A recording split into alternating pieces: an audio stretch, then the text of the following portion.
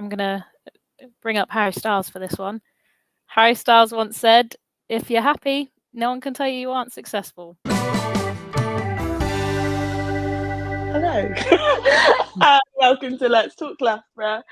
My name's Jemima. I am a placement student currently at Loughborough University, and I'm part of the Web and Digital team. But when I'm not working at Loughborough, I am a student, so I study English with Digital Humanities.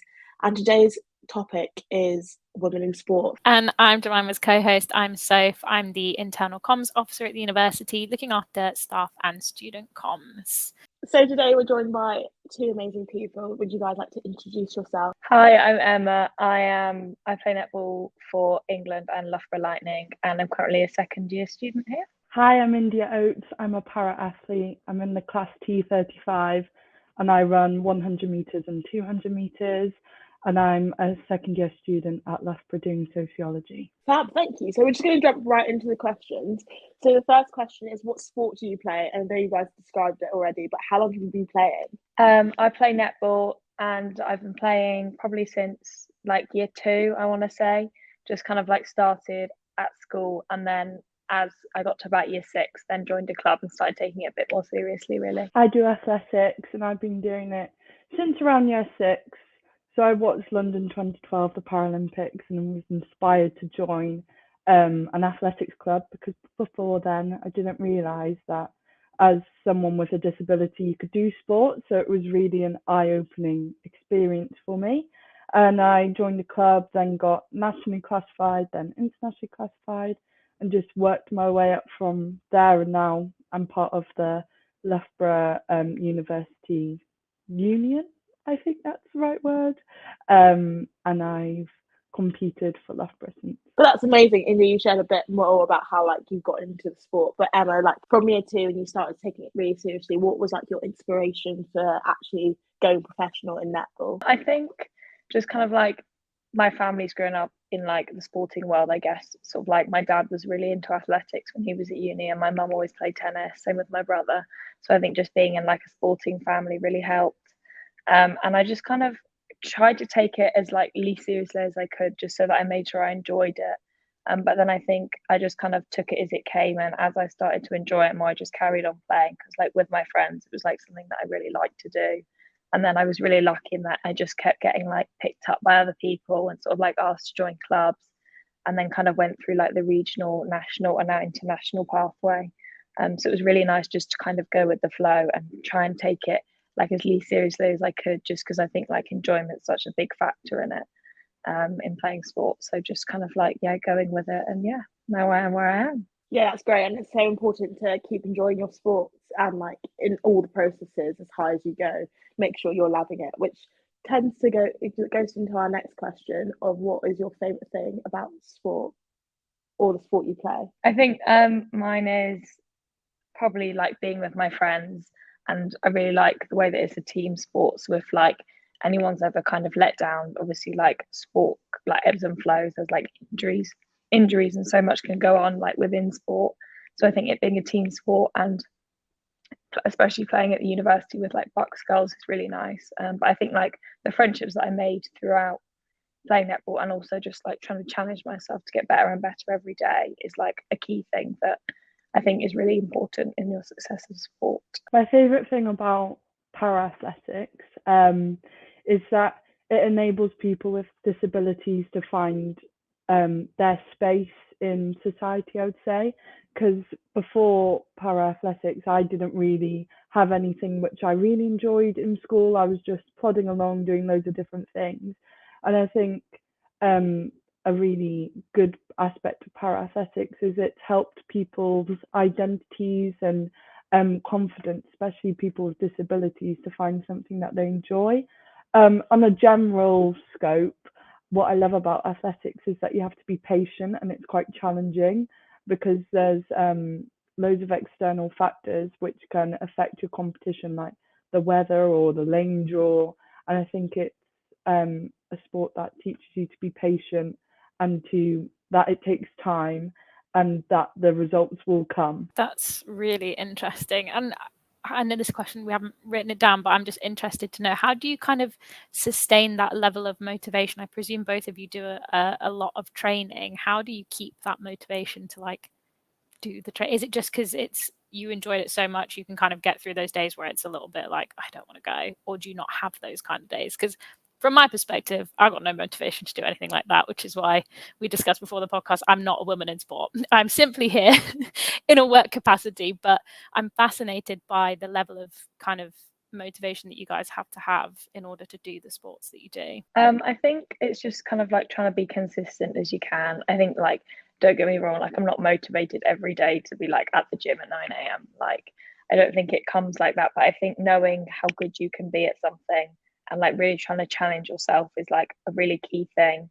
I think that everyone should kind of take in everyday life. It's a bit like motivating yourself to kind of go to work. For us, you just kind of have to, it's a different type of motivation, but you know, like all the hard work will pay off.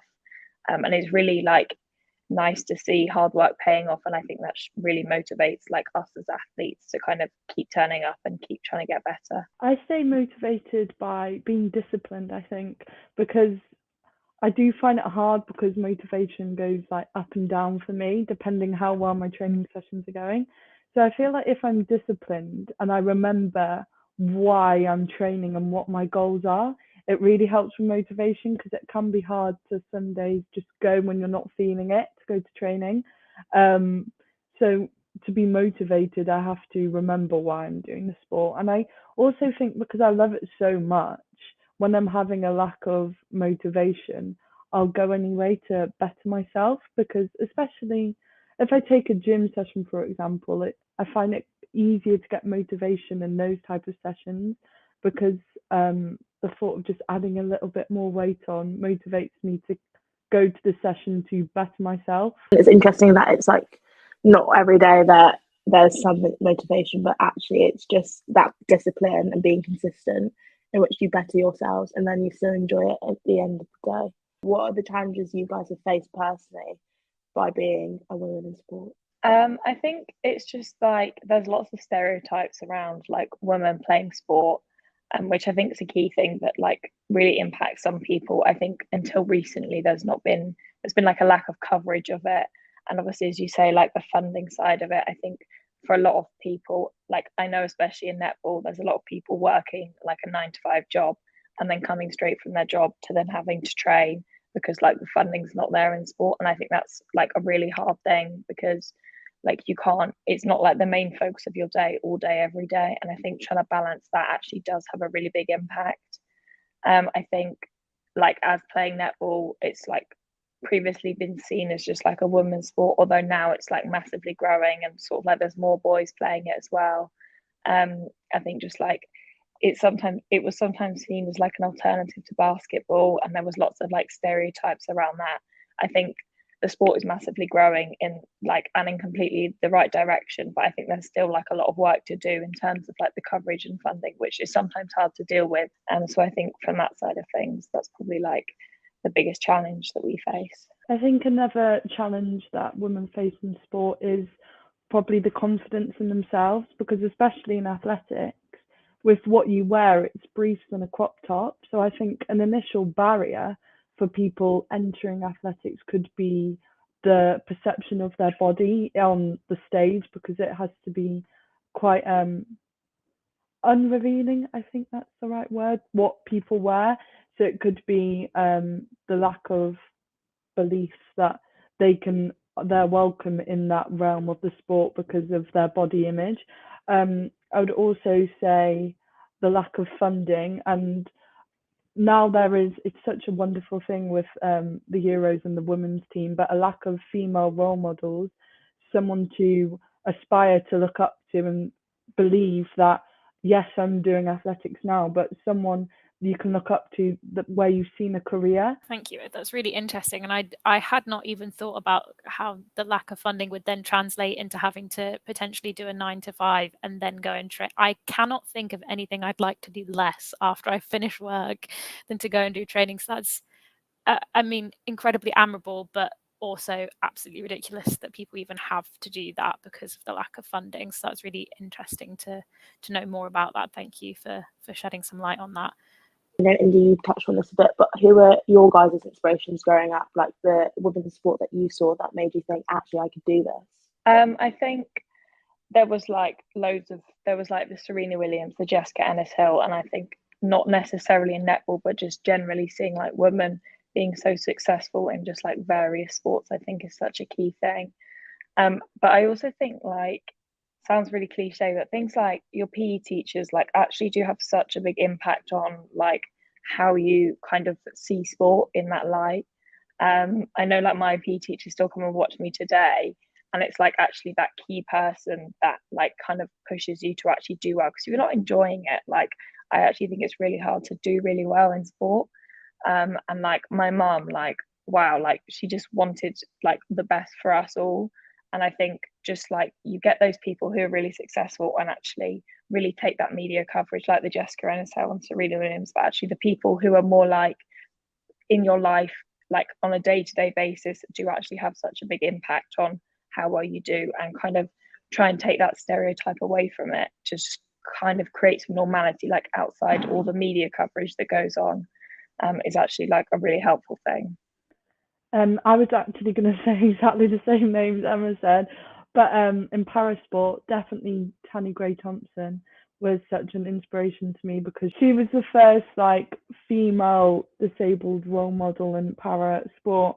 Amazing, thank you. Some great names in there. That's really interesting. And I really liked what you said, Emma, about kind of the women in your life who, okay, they might not be the sports stars that you see on TV, but they're there cheering you on. I really like that. That's a really lovely answer.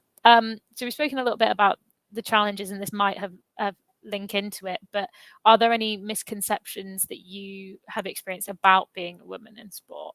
I think just people kind of assume that it's easier. I think that's probably just the main thing that like screams in my head.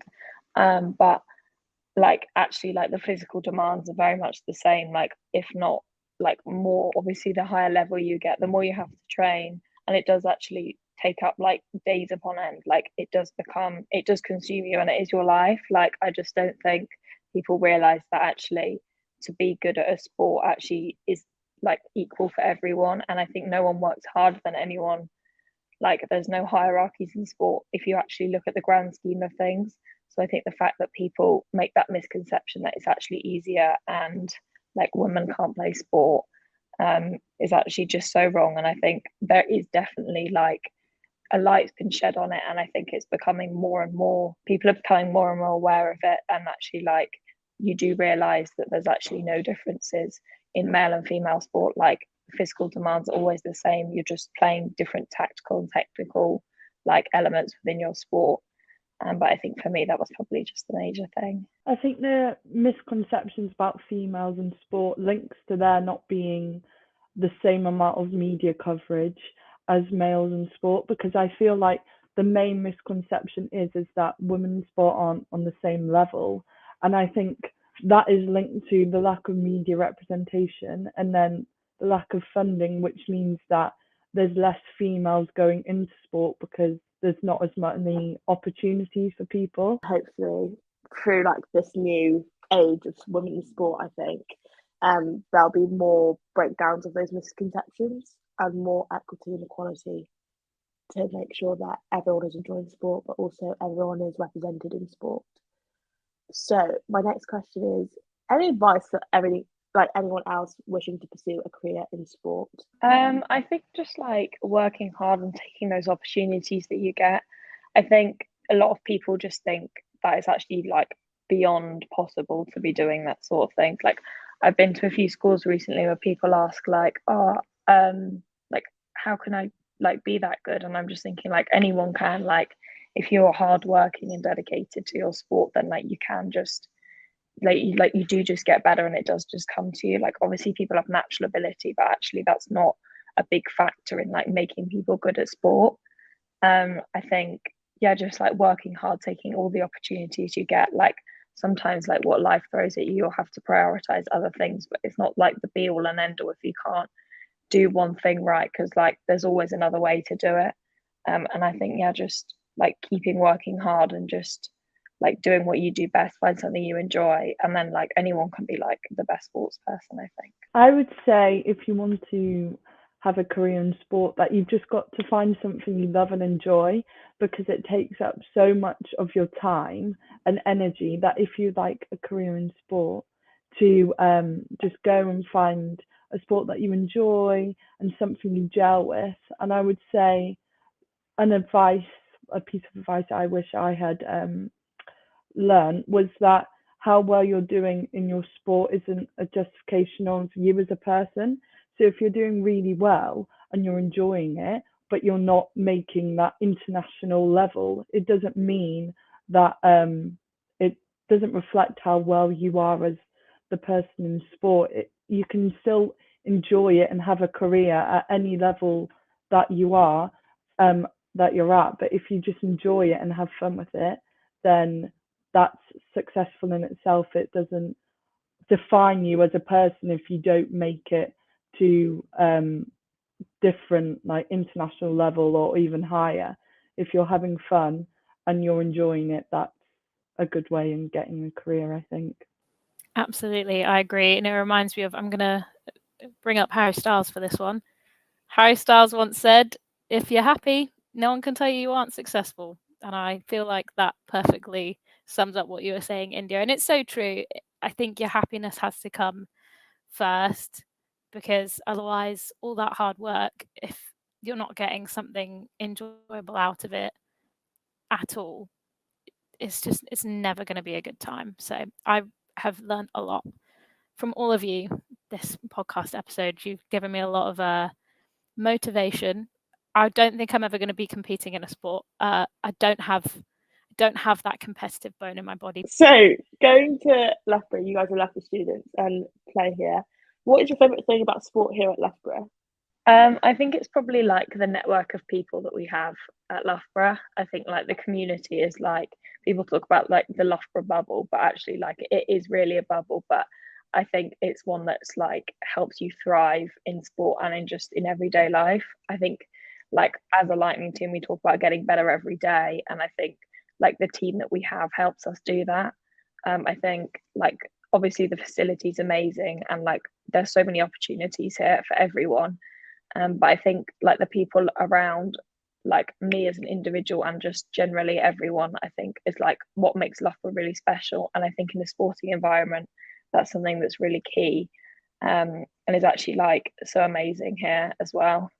I think people like speak about, oh, if you like got offered contracts everywhere else, like what would you say? And I was thinking like you just like you don't get the same like environment. I love the people here, and like this team is amazing, and I just think like I don't think anything would like be worth. You don't know what like the environment is at another club. You only see it from the outside, but I just don't believe that there's an environment better than like Loughborough Sport. I like all the opportunities you can get with Loughborough Sport. So the other week, I just did my lifestyle wheelchair tennis just for the fun of it. And I feel like Loughborough is so good in that with my lifestyle that you can just go and try new sports out, meet new people. And I think that's really good because people can come to uni and think, oh, I've never done sport before. Loughborough is just for elite people. But actually, it's not. With my lifestyle, you can go and have fun. I've done wheelchair tennis and wheelchair basketball now, and I've really enjoyed it because you just go and meet people that are similar, like-minded to you, like sport, and it just opens up your social network. Within para athletics, what I love about it here at Loughborough is how inclusive it is. Before coming, I was the only para person in my club at home, so coming to Loughborough has really helped me because I've met people with similar conditions to me, and it's really helped with my identity. I think since coming to uni, I feel more comfortable as being a disabled person because I've just been surrounded by other people with disabilities, and it's really helped my identity. Also think, as Emma said, the facilities are amazing, the best in the country. And Loughborough Sport, my favourite thing is just the community. Like I've never had anything like it. We had Bucks the weekend just gone, just going, and everyone just having everyone's like best intentions at heart, like sitting in the stands, supporting others. It's just such a lovely community to be part of, where people are just there to support everyone and try and make sure that everyone gets the best out of sport here whilst at Loughborough. That's amazing to hear from you guys, and like the inclusivity and community that you felt here at the club continue to develop you as athletes, but also like that emotional support that you get from the community and teamwork. But my last question for this podcast episode, but I just had to know, really sorry here. If you didn't play your sport, like what sport would you play, do you think? Like in an alternate universe, you never found netball existed, didn't understand that para athletics existed, what sport do you think you'd go to? I think I'd probably do, well, I used to be a rower, so I'd probably go back to doing that, like quite tall, which is obviously hence helps the netball. And I think like that would be quite like beneficial, and also like it's a very rewarding sport. I think like there's such big events that actually like really brings the communities together. But the early mornings and like I think rowing's a big commitment regardless of like everything. Is like next level really, isn't it? So that'd probably be like my downfall. I'm not too sure what other sport I'd do. Definitely a team sport, because being an individual, I think sometimes it's a lot of pressure that I feel on my shoulders, and I would love the more social aspect of going and playing with your mates, and just the, I don't know, friendship you can have in a team sport. I don't know which one. I would probably hockey or netball, because I enjoyed that at school, but I don't really have a lot of athletic ability. Like athletics, I literally run in a straight line. I think the demands of a team sport might be a bit too much, but I'd like to say team sport, but realistically, probably not just athletics. I love that. Jemima, what about you? If you didn't play basketball, what sport are you picking? It'd definitely be netball. Like I still love playing now. Like when my friends say, "Oh, shall we get like a cheeky run round?" But I used to play it as a kid, and I used to really, really love it. But I found basketball and enjoyed that a bit more. Sorry to say. I feel like probably not a team sport, because the reason that I don't really play a sport is because I'm a sensitive soul, and I used to get so stressed out that I was letting people down that I just never played team sports because I got too overwhelmed with the responsibility. So I think probably something on my own. I used to do a lot of gymnastics, maybe gymnastics. I used to do a little bit of running as well, so maybe that. But yeah, no, like middle distance running rather than sprints. I can't sprint. It's not going to happen. Thank you guys so much though for coming onto the podcast. It's been amazing to hear your experiences, but also your thoughts and opinions. You guys have reached those like levels internationally and in like the classifications, and it's been really inspiring to hear like your thoughts and opinions on sport and women in sport, and like how that is slowly changing. But also it's been really nice to hear you enjoy your experiences, have fun playing your sports respectively, and we've learned so much, and we hope the listeners at home have learned a lot too. Thank you for listening to Let's Talk Loughborough. If you want to hear more from us, you can subscribe to us on all streaming platforms or on YouTube. If you would like to let us know what you want to hear next on the podcast, you can get in touch by DMing us on Instagram via the university's Instagram page. Thank you for listening.